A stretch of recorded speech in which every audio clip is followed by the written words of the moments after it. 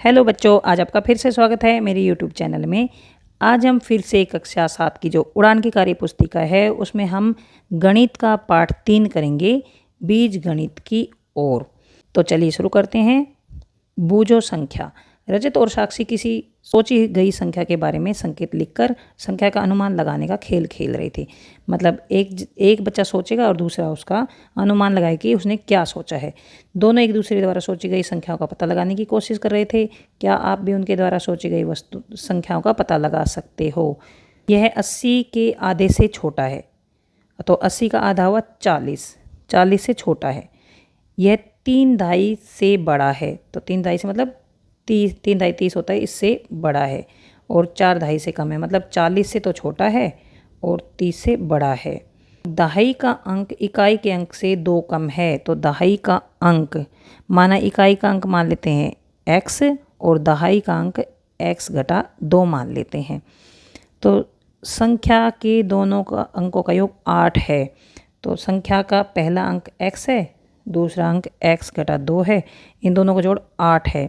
तो ये हो गया है 2x और ये इधर जाकर जमा हो जाएगा, तो 8 जमा 2, तो यहाँ पर आ गया है 2x बराबर 10 और x बराबर आ गया 5। x बराबर आ गया 5 और x घटा 2 आ गया 3।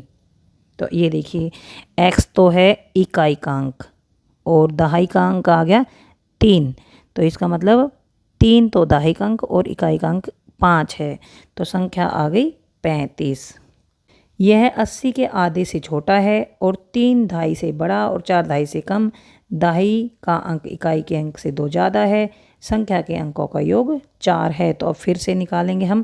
तो ये है पहले की तरह ही 40 से तो छोटा है और 30 से बड़ा है, तो 40 से छोटा है। अब देखिए इकाई का अंक मान लिया हमने x और दहाई का अंक जो है ना वो इकाई के अंक से 2 बड़ा है, तो x जमा 2, तो अंकों का योग 4 बताया है, तो ये ऐसे हमने लिख दिया है।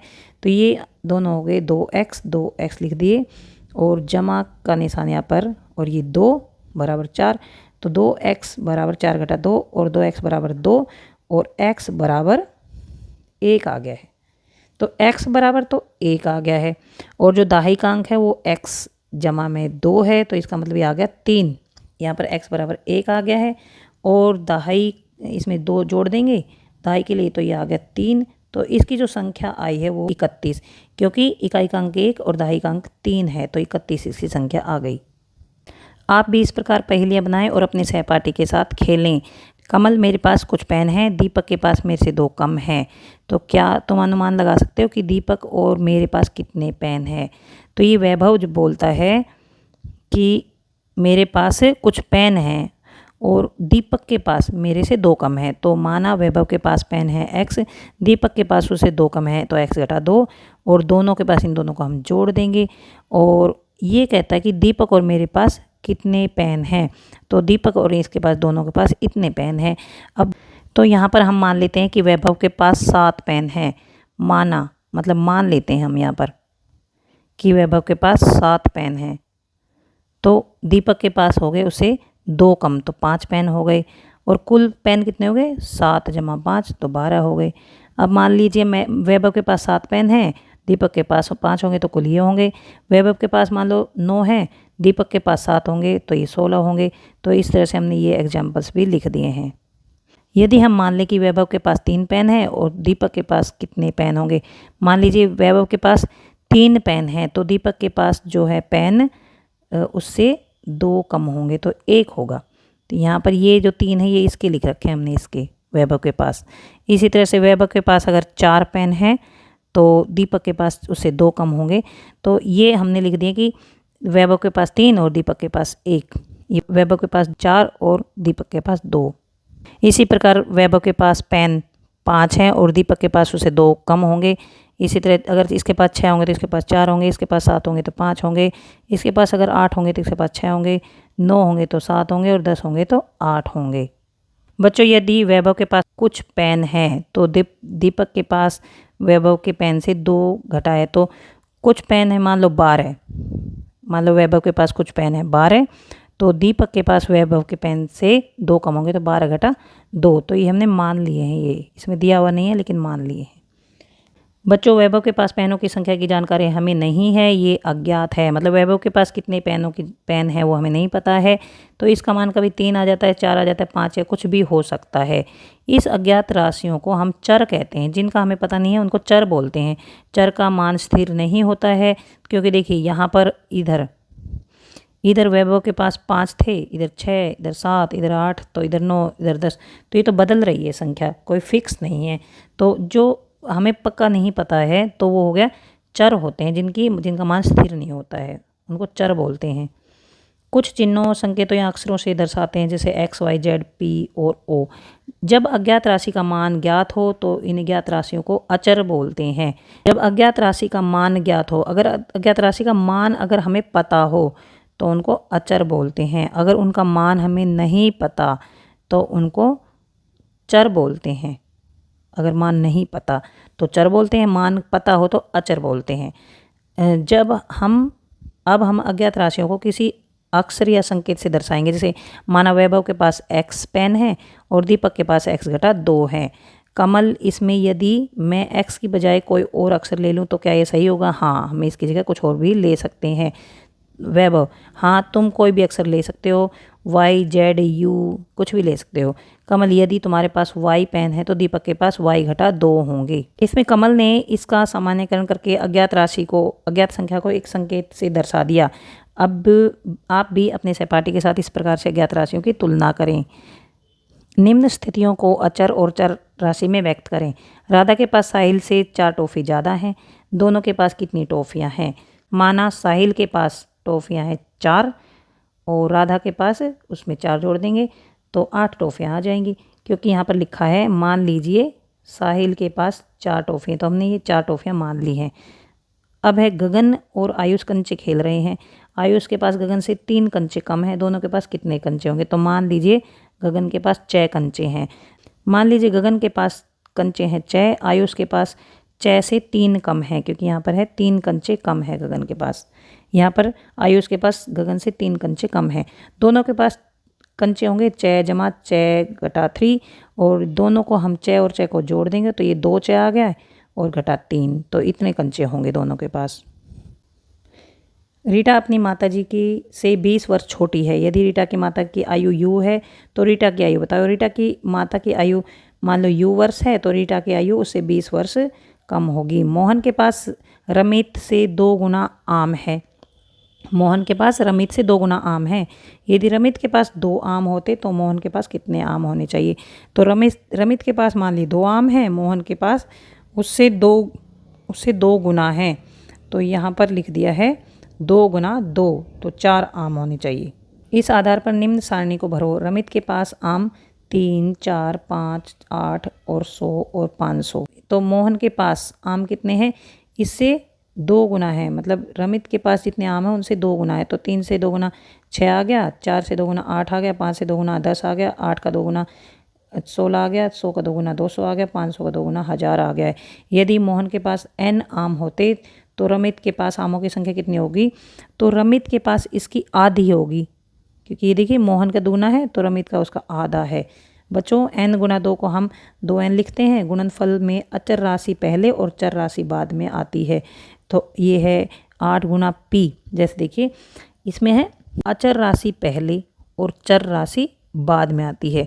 तो ये है अचर राशि, तो ये यहाँ पर 8 है और 8 गुना p लिखेंगे तो 8p लिखेंगे। जैसे यहाँ पर n गुना 2 लिखा है तो इसको 2n लिख दिया है, तो ये तो होगी अचर राशि और n जो है वो चर राशि। तो इसमें 8p, तो 8p लिखा है तो 8 होगी अचर राशि और ये होगी चर, तो ऐसे ही ये लिखा है। अब अगर मान लो 4 गुना z लिखेंगे तो 4z लिखेंगे हम। 4 अचर हो गया और ये चर हो गया है। इस तरह से 8f है तो ये अचर हो गया, ये चर हो गया है। इस तरह से 7y है, ये अचर, ये चर हो गया, ये अचर, ये चर। इसी प्रकार विभाजन में करते हैं। p का आधा p/2 हो गया है और y का 1/4 y/4 हो गया, x का आधा x/2 हो गया और n का 1/4 n/4 हो गया।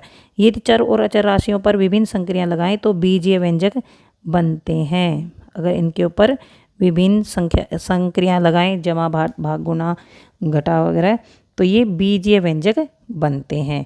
तो कुछ बीजीय व्यंजक देखिए, जैसे इसमें ये बीजीय व्यंजक ये हो गया, इसमें बीजीय व्यंजक ये हो गया, इसमें ये हो गया। आई में 7 जोड़ना तो ये बीजीय व्यंजक ये हो गया है। के में 8 घटाना तो के में से 8 घटा, ये बीजीय व्यंजक हो गया है। एम के 4 गुने में से 5 जोड़ना तो ये बीजीय व्यंजक हो गया है।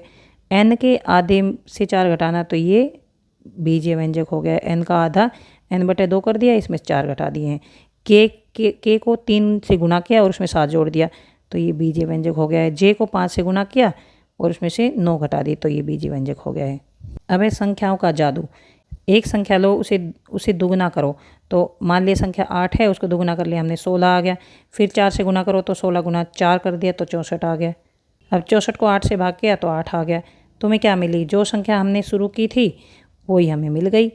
मतलब पहले हमने 8 लिया, 8 को 2 से गुना किया, फिर उसको 4 से गुना किया तो ये हो गया 64। फिर उसको क्या किया है? 8 से भाग कर दिया, फिर इसको 8 से भाग कर दिया तो ये अगर 8 से भाग करेंगे तो 8 आ गया। तो 8 हमने शुरू में संख्या ली थी। यह पहेली कैसे बनी? माना संख्या x है और x गुना 2 गुना 4 8x हो गया और 8x को 8 से भाग कर दिया तो x आ गया। तो इसी तरह से ये देखिए, ये x जो है ये पहले हमने x ही लिया था और लास्ट में भी x आ गया। एक संख्या लो, उसे तिगुना करो। इसी तरह से देखिए, एक संख्या हमने ली है, उसका 3 गुना कर दिया है, 30 आ गया। फिर उसे 3 गुना करो तो 90 आ गया। फिर उसके 2 गुना करो तो 180 आ गया। फिर उसको 18 से भाग दो तो ये 180 को 18 से भाग देंगे 10 आ गया। तो तुम्हें क्या मिला? जो संख्या हमने शुरू में ली थी वही हमें मिला। देखिए ये 10 आ गया है और शुरू में हमने क्या लिया था? 10 ही संख्या ली थी। अब है आयु खेल पहेली। मदन ने अपने दोस्त अमित के साथ एक खेल खेला। अपनी आयु लिखो, उसमें 6 जोड़ो, जोड़ को 2 से गुना करो, उसमें 12 घटाओ। तो देखिए पहले अपनी आयु लिखी है, तो मान लिया आयु है 11 वर्ष, उसमें 6 जोड़ दिया, उसको 2 से गुना करो। फिर इन दोनों को जो उत्तर आए उसको 2 से गुना कर दिया। फिर इनको जोड़ आ गया 17, उसको 2 से कर दिया तो ये आ गया 34। फिर उसमें से 12 घटाओ तो इसमें 12 घटा दिया, अभी ये बच गया है 22। अब फिर इसको 2 से भाग करो तो ये 11 आ गया है। तो शुरू में हमने क्या लिया था? 11, हमारी आयु 11, तो ये उत्तर में भी 11 ही आ गया है। आप भी ये खेल खेलें और अपने सहपाठियों को इस पर चर्चा करें कि आपका उत्तर क्या है। उल्टी चाल खेल। मैंने एक संख्या सोची, उसके दुगुने में 5 जोड़े और 55 आता है। तो मान लीजिए हमने संख्या सोची 25 और उसके दुगने में 5 जोड़ दिया, इसका दुगना कर दिया 50, इसमें 5 जोड़ दिया 55 आ गया। तो क्या तुम वह संख्या बता सकते हो? तो संख्या 25 थी। केतन के साथ आप भी इस पहेली का उत्तर सोचिए। माना संख्या 25, उसका दुगना किया 50 और 5 जोड़ने पर 55 आया, तो संख्या कहते हैं हमारी 25 थी। तो ये केतन ने 25 सही उत्तर दिया। तो अमर, केतन तुमने कैसे किया? इस पहेली में मैंने तुमने जितना जोड़ा था उतना ही घटा दिया, मतलब इसका उल्टा कर दिया। अब 55 से शुरू किया इसने, 55 में से 5 घटा दी तो आ गया 50। और फिर उसने गुना करने को बोला था तो इसका उल्टा कर दिया, भाग। तो 50 को 2 से भाग किया तो 25 आ गए, तो फिर उत्तर 25 आ गया। मैंने तुमसे बिल्कुल उल्टी चाल चली। तुमने 5 जोड़ो कहा, मैंने 5 घटाया। तुमने 2 से गुना किया तो मैंने 2 से भाग किया। संख्या, यहाँ पर ये संख्या कुछ भी संख्या है, 2 से गुना किया, उसमें 5 जोड़े तो 55 आ गया। 55 में से 5 घटाया, उसको 2 से भाग कर दिया तो 25 आ गया। बच्चों, आपने यदि किसी और तरीके से भी किया तो उसकी चर्चा अपने सहपाठियों से करो। केतन, अब तुम्हारी बारी है, तुम पहेली पूछो। मुझे समझ नहीं आ रहा कि तुमने खुद पहेली कैसे बनाई। अरे यह तो बहुत ही सरल है। मैंने एक संख्या सोची, अब उसको मैंने 2 से गुना किया, फिर उसमें 5 जोड़ दिया तो ये 55 आ गया। मैंने जो संख्या 25 सोची थी वह बस वही तुम्हें नहीं बताई। केतन, अरे यह तो बहुत सरल है। पहले पहेली का हल लिखो, उससे पहेली बनाओ। तो यहाँ पर उसने ऐसे लिख लिया कि पहले 3 से गुना करो। संख्या यहाँ पर पता नहीं क्या है, तो यहाँ पर संख्या x मान लेते हैं। तो यहाँ पर इसने बोला 3 गुना करो, तो 3 से गुना कर दिया, फिर उसमें 7 जोड़ो तो ये 40 आ गया है। तो अब संख्या क्या होगी? यहाँ पर देखिए हम 40 से शुरू कर देंगे। ये 40 उत्तर हमने यहाँ पर ले लिया है। 40 में से पहले हम 7 घटा देंगे, क्योंकि यहाँ पर 7 जोड़ा है ये, तो हम यहाँ पर 7 घटा देते हैं, 33 आ गया। अब देखिए इसको 3 से गुना किया तो यहाँ पर हम 33 को 3 से भाग कर देंगे तो 11 आ जाता है। बच्चों आप इसी तरह से पहेलियाँ स्वयं बनाएं और सहपाठियों के समूह में पहेली से खेल खेलें। मैंने एक संख्या सोची, उसको 5 से गुणा किया, उसमें 10 जोड़ने पर 60 आए, तो संख्या बताओ। तो देखिए 60 में से 10 घटा दिया, 50 आ गया, और उसको 5 से गुणा किया था। यहाँ पर ये 5 से गुणा किया था, इसको 5 से भाग कर देंगे तो 10 आ गया। तो यहाँ पर ये पाठ ख़त्म हो गया है। हम अगली वीडियो में अगला पाठ करेंगे। अगर आपको समझ आ गया है please subscribe my channel, share to your friends and like. कुछ समझ नहीं आया है तो कमेंट बॉक्स में लिखकर पूछ सकते हैं। Thanks for watching.